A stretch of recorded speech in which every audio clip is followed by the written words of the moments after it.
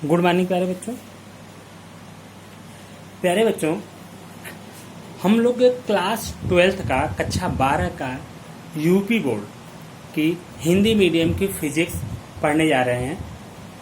तो कक्षा 12 के सिलेबस के अनुसार जो फिजिक्स मतलब भौतिक विज्ञान का जो फर्स्ट चैप्टर है, और फर्स्ट चैप्टर का हम लोग क्या करेंगे, स्टडी करेंगे। फर्स्ट चैप्टर को हम लोग पढ़ेंगे। तो प्यारे बच्चों, आप इस वीडियो को देखने के बाद प्लीज लाइक एंड सब्सक्राइब जरूर कर दीजिएगा, जिससे और सारी वीडियो जो बने आपके पास उसका नोटिफिकेशन आपके पास समय समय पे पहुंचता रहे। प्यारे बच्चों, फर्स्ट चैप्टर आपका है इकाई फर्स्ट का, फिजिक्स का फर्स्ट चैप्टर इकाई फर्स्ट का है स्थिर विद्युत की। स्थिर विद्युत की उसको इंग्लिश में कहते हैं इलेक्ट्रोस्टैटिक्स। इंग्लिश में क्या कहते हैं? इलेक्ट्रोस्टैटिक्स। स्थिर विद्युत की उसको इंग्लिश में कहते हैं इलेक्ट्रोस्टैटिक्स।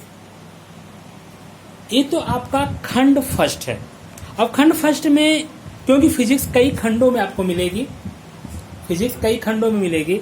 कई खंड में होने का मतलब कि आपको इलेक्ट्रिक भी मिलेगा, इलेक्ट्रॉनिक्स भी मिलेगा, लाइट भी मिलेगी, साउंड भी मिलेगा एंड सो ऑन, बहुत सारे हैं। तो उस हिसाब से इसको पार्ट वाइज बांटा गया है।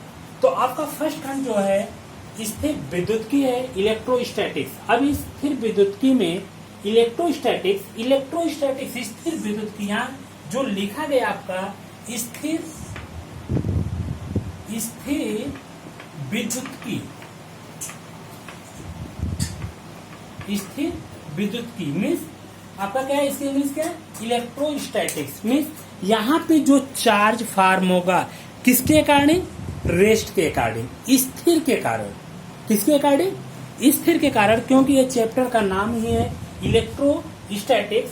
स्थिर विद्युत की जो चार्ज फॉर्म होगा वो किसके कारण होगा? स्थिर के कारण। कि चार्ज आपका क्या रहेगा, स्थिर रहेगी, रेस्ट पे रहेगा। तब वहां पे चार्ज आपका रेस्ट पे रहेगा, तो उसे किसमें हम पढ़ेंगे? स्थिर विद्युत की में। स्थिर विद्युत की में जैसे आप चार्ज रेस्ट की हम बात करें तो आप आगे पढ़ेंगे। जैसे आप कंघी लेकर के अपना बाल को क्या करते हैं, आप अच्छी तरह से सहलाते हैं, बनाते हैं। तो जब इसको आप अच्छी तरह से सहलाते हैं, बनाते हैं, और उसके बाद कंघी को ले लीजिए, पेपर के छोटे छोटे टुकड़े को आप टेबल पे रख दीजिए या अपने बुक के ऊपर रख दीजिए, और उस कंघी को लेकर के कहाँ, उस पेपर के पास लेकर जाते हैं। पेपर क्या होता है, उससे अट्रैक्ट होने लगता है, चिपकने लगता है, आकर्षण करने लगता है। मीन्स इसके पहले जब कंघी को अगर बिना बाल से टच कराए कंघी को जब पेपर के पास लेकर जाते हैं तो कुछ नहीं करता। मीन्स यह क्या है, एक प्रकार से स्थिर विद्युत की। मीन्स रेस्ट के कारण, स्थिर के कारण जो चार्ज फॉर्म होता है उसे क्या करते हैं, स्थिर विद्युत की। हम चलते हैं चैप्टर में। आपका चैप्टर का नाम है, फर्स्ट नाम कूलाम का नियम तथा विद्युत क्षेत्र। कूलाम का नियम तथा विद्युत क्षेत्र किस पे आधारित है? स्थिर विद्युत की पे। तो आइए हम स्थिर विद्युत की बात करते हैं, उसमें क्या करना है। अब आपका स्थिर विद्युत की कूलाम्स का नियम, coulombs law and electric field, coulombs law and electric field. उसमें पहली पॉइंट आपकी है वैद्युत आवेश। क्या है? वैद्युत आवेश। पहली पॉइंट आपकी है वैद्युत आवेश, इलेक्ट्रिक चार्ज। ये क्या है? Electric charge. अब हम इसकी बात करें तो आज के बहुत पहले अब से लगभग मान लीजिए कि 2500 वर्ष पहले, 2500 वर्ष पहले या उससे भी पहले, तो उसमें देखा गया कि एक वैज्ञानिक यूनानी कहाँ के वैज्ञानिक थे? यूनानी दार्शनिक थेल्स ने, दार्शनिक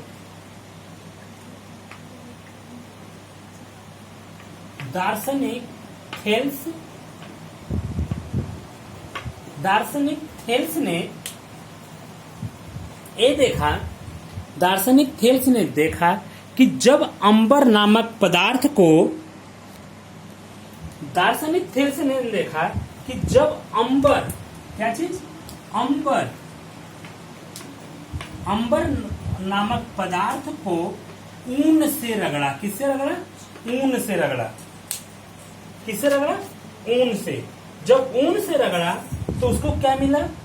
उन्होंने ये देखा कि जो हल्की वस्तु है, क्या है? जो हल्की वस्तु जैसे कागज के टुकड़े, जब अंबर नामक पदार्थ को ऊन से रगड़ा तो उन्होंने क्या देखा कि जो छोटी छोटी वस्तु जैसे कागज के टुकड़े या घास फूस के तिनके, हम इसको ले लें, जब इसको अंबर को इसके पास लेकर जाते हैं तो वो क्या होता है? अंबर से चिपकने लगता है। क्या होता है? अंबर से चिपकने लगता है, आकर्षण करने लगता है, वो आकर्षण का गुण आ जाता है। लेकिन अब यूनानी वैज्ञानिक जो थेल्स ने थे, एक कब देखे थे? 2500 वर्ष पहले। कब देखे थे? 2500 वर्ष पहले देखे थे। उसके बाद इन्होंने और इसके बारे में कोई विवेचना नहीं दे पाया कि क्यों ये ऐसा हो रहे हैं कि जब अंबर को ऊन से रगड़ते हैं तो ये कागज के छोटे छोटे तिनके को या टुकड़े को या घास फूस के तिनकों को क्यों आपस में अपने पास अट्रैक्ट करने लगते हैं। लगभग में 2000 वर्षों तक इस पे कुछ भी चर्चा नहीं हुई। कितने वर्षों तक? 2000 वर्षों तक इस पे कोई चर्चा नहीं हुई। जब कोई चर्चा नहीं हुई उसके बाद लगभग में सन 1600 ईस्वी में, कब? 1600 ईस्वी में इंग्लैंड के वैज्ञानिक डॉक्टर गिलवर्ड, कहाँ के थे? इंग्लैंड के डॉक्टर गिलवर्ड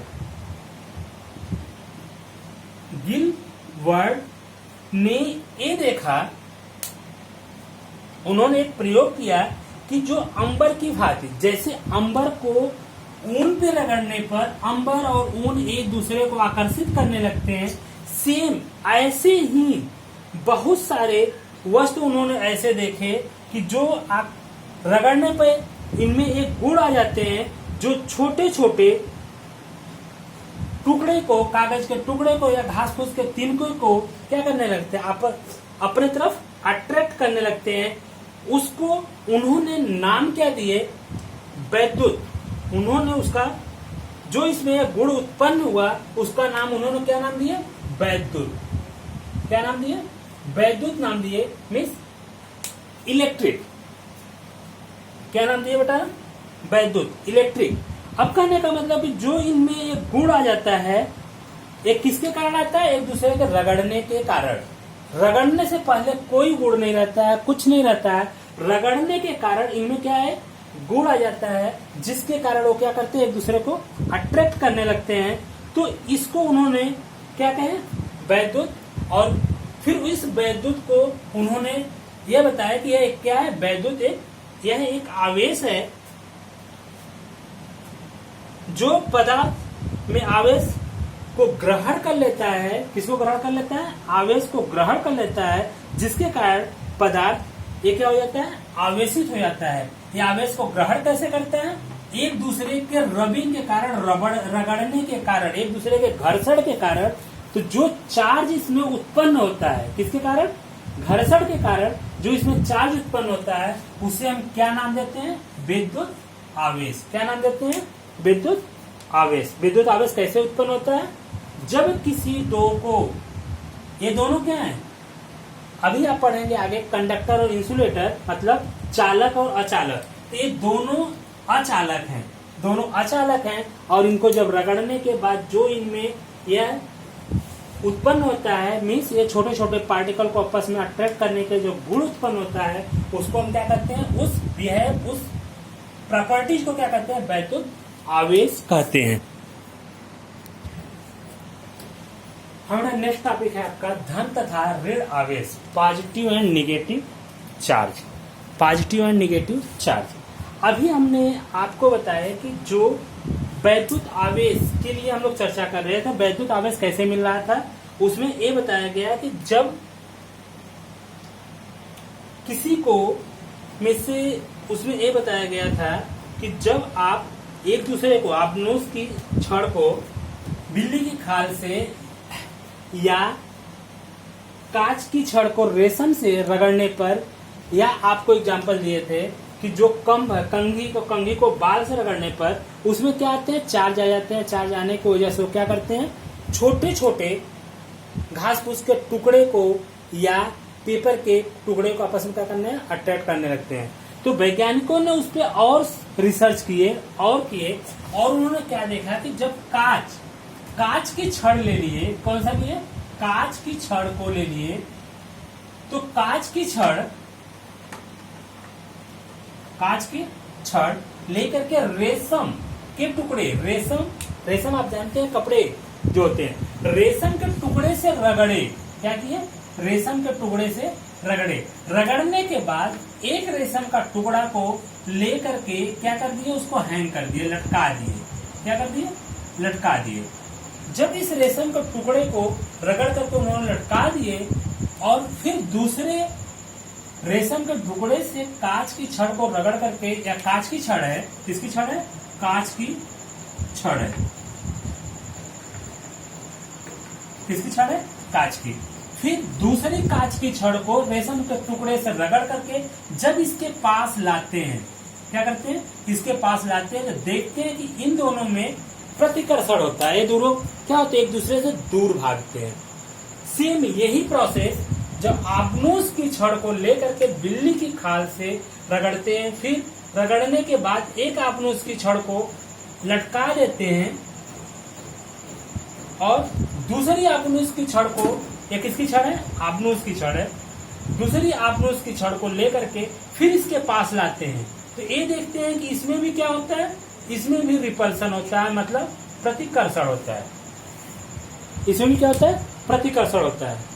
तीसरे प्रोसेस में इन्होंने क्या किया कि अब जो यहाँ पे एक कांच की छड़ को रेशम से रगड़े और दूसरे आपनूस की छड़ को बिल्ली की खाल से रगड़ करके जब इसके पास लाते हैं, किसकी छड़, मान लेते हैं आपनूस की छड़ है, किसकी है, आपनूस की छड़ है,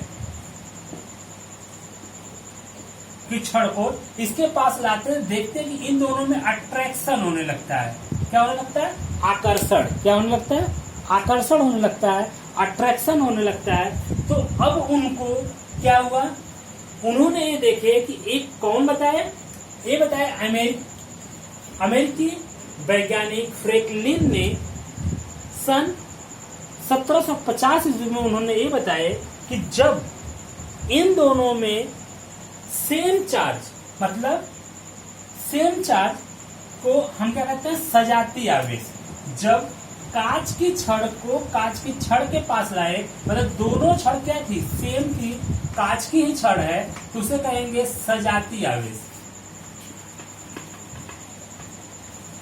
आवेश जब दोनों कांच की ही छड़ होगी, किसकी छड़ होगी, कांच की ही छड़, जो दोनों एक ही छड़ होगी, तो उसको कहेंगे सजाती आवेश। उन दोनों पर के कारण हमारा क्या होता है, प्रतिकर्षण। सजाती आवेश के कारण क्या होता है, प्रतिकर्षण। क्या होता है, प्रतिकर्षण, मतलब रिपल्सन। प्रतिकर्षण मीन्स रिपल्सन। जब उन्होंने देखे कि जब दो विपरीत छड़ को लाए, एक कांच की छड़ थी, दूसरी छड़ किसकी थी, आपनूस की थी, तब इनमें क्या होने लगा, आकर्षण होने लगा। क्या होने लगा, आकर्षण होने लगा। तो उन्होंने क्या देखे, उन्होंने दो चीजें देखे कि जब सेम छड़ को लाते हैं, एक ही छड़ को लाते हैं, कांच की छड़ को रेशम से रगड़ करके एक को लटका देते हैं और दूसरी कांच की छड़ को रेशम से रगड़ कर लाते हैं, तो क्या करते हैं, वो प्रतिकर्षित करते हैं। जब हम एक कांच की छड़ और दूसरी आपनूस की छड़ इसके पास लाते हैं, तो क्या करते हैं, आकर्षित करते हैं।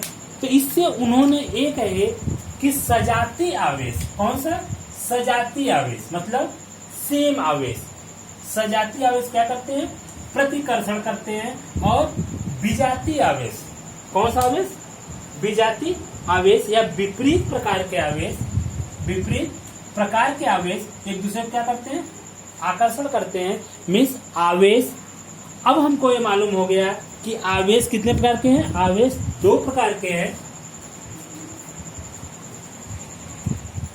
आवेश के प्रकार, अब आवेश के प्रकार को अगर हम देखें तो आवेश हमारे कितने होते हैं, दो प्रकार के होते हैं। एक आपको मिल गया कि जो कांच की छड़ थी, जो अभी हम लोग ने देखा कि जो कांच की छड़ थी, किसकी, कांच की छड़ थी, और दूसरी छड़ किसकी थी, आबनूस की, किसकी थी, आबनूस की।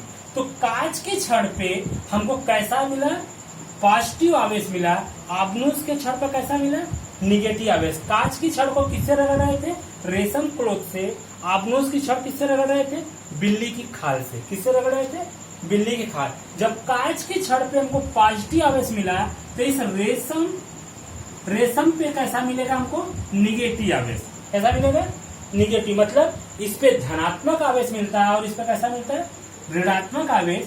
सेम आबनूस की छड़ पर कैसा मिल रहा है, ऋणात्मक आवेश, और बिल्ली की खाल पे कैसा मिलेगा हमको, धनात्मक आवेश। ये आवेश कितने होंगे, जितना इस छड़ पे आवेश होगा उतना ही हमारे इस रेशम के टुकड़े पर भी आवेश होगा, क्योंकि हम इस कांच की छड़ को ही रेशम से रगड़ रहे थे। मीन्स इस पे पॉजिटिव चार्ज, मीन्स आवेश हमारे कितने प्रकार के हैं, दो हो गए। क्या क्या हो गए, एक धनात्मक जिसे हम पॉजिटिव चार्ज कहते हैं, क्या कहते हैं, पॉजिटिव, एक धनात्मक, दूसरा क्या होगा, ऋणात्मक। दूसरा क्या होगा, धनात्मक को कहते हैं पॉजिटिव आयंस, पॉजिटिव, और ऋणात्मक को कहते हैं निगेटिव। क्या कहते हैं, निगेटिव। जो पॉजिटिव है, ये पॉजिटिव कैसे मिलेगा, मीन्स कहने का मतलब ये निगेटिव कब बनेगा, जब इससे इलेक्ट्रॉन लेगा, किससे, इस कांच की छड़ से जब ये इलेक्ट्रॉन को लेगा, कांच में से इलेक्ट्रॉन निकल करके रेशम में चले आएंगे, तो ये कांच क्या बनेगा, मेरा पॉजिटिव बनेगा। कांच क्या बनेगा, पॉजिटिव बनेगा, और रेशम क्या बनेगा, ये निगेटिव बनेगा। सेम यहाँ पे जब इस बिल्ली की खाल से इलेक्ट्रॉन निकल करके कहां चले आएंगे, इस आबनूस की छड़ में, तो बिल्ली की खाल बन जाती है हमारी पॉजिटिव आवेश, और ए कौन आबनूस की छड़ बन जाती है निगेटिव आवेश। मीन्स इस धनात्मक आवेश को, किसको, इस धनात्मक आवेश को हम क्या कहते हैं, एक टाइप से प्रोटॉन कहते हैं। क्या कहते हैं, प्रोटॉन। प्रोटॉन को प्लस ई लिखा जाता है। क्या लिखा जाता है, प्लस ई लिखा जाता है। इस ऋणात्मक आवेश को हम इलेक्ट्रॉन कहते हैं। क्या कहते हैं, इलेक्ट्रॉन कहते हैं। इस इलेक्ट्रॉन को क्या लिखते हैं, माइनस ई।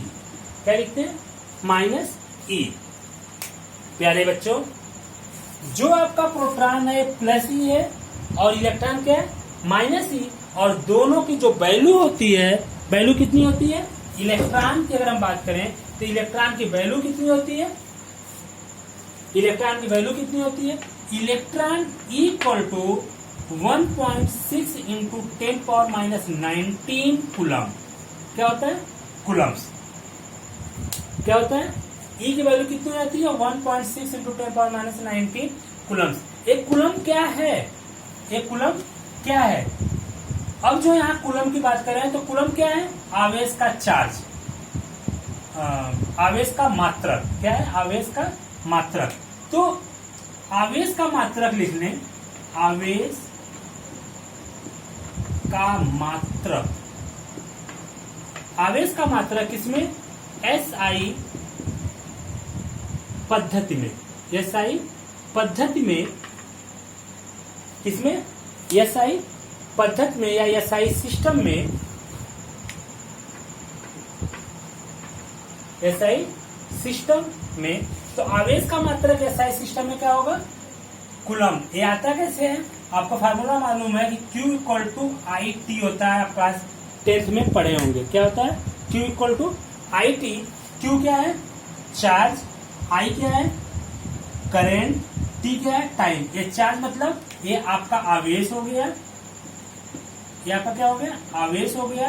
ये क्या हो गया, विद्युत धारा, विद्युत धारा, और ये क्या हो गया, समय। क्या हो गया, समय।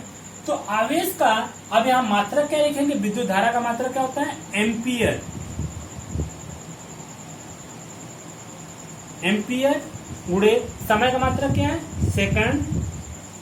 तो इसे एम्पियर गुणे सेकंड को क्या कहेंगे, क्या कहेंगे, कूलम। क्या कहेंगे, कूलम। तो एक कूलम बेटा क्या है, आवेश का मात्रक है। कूलम क्या है, आवेश का मात्रक है। एक किस पद्धति में है, एसआई सिस्टम में या एसआई पद्धति में। अगर हम बात करें कि एसआई पद्धति में है तो सीजीएस पद्धति भी आप पढ़े हैं क्या। तो आवेश का मात्रक, आवेश का मात्रक किसमें, सीजीएस में। सीजीएस पद्धति में क्या होगा, स्टेट कूलम। क्या होता है, स्टेट कूलम। स्टेट कूलम किसमें, सीजीएस पद्धति में आवेश का मात्रक क्या होता है, स्टेट कूलम। तो अब हम इसकी बात कर लें, इलेक्ट्रॉन का की वैल्यू कितनी हो गई, इलेक्ट्रॉन की वैल्यू कितनी हो गई, इलेक्ट्रॉन का मान कितना हो गया, 1.6 इंटू 10⁻19 कूलम। अगर मास ऑफ इलेक्ट्रॉन की बात करें, मास ऑफ इलेक्ट्रॉन क्या होगा, 9.1 इंटू 10⁻31 kg। और मास ऑफ प्रोटॉन की बात करें कितना होगा, 1.6732 इंटू 10⁻27 kg। और मास ऑफ न्यूट्रॉन की बात करें क्या होगा, 1.6 इंटू 1.6754 इंटू 10⁻27 kg। हम क्या देखते हैं कि जो मास ऑफ न्यूट्रॉन है, मास ऑफ न्यूट्रॉन है, ये थोड़ा सा ग्रेटर होता है किससे, मास ऑफ प्रोटॉन से। मास ऑफ प्रोटॉन से जो मास ऑफ न्यूट्रॉन है ये थोड़ा सा ग्रेटर होता है किससे, मास ऑफ प्रोटॉन से। इसके अकॉर्डिंग हम इसकी क्या कर सकते हैं, कैलकुलेशन कर सकते हैं